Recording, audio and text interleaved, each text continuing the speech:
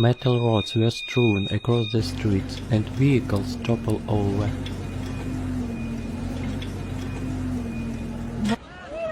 Allah'ım sen yardım eyle.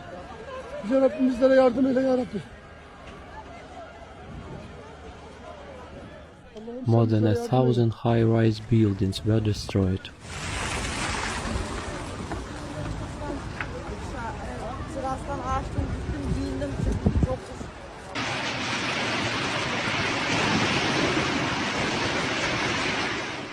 At least 120 aftershocks have occurred following powerful earthquake in southern Turkey. Binadan gitmiş.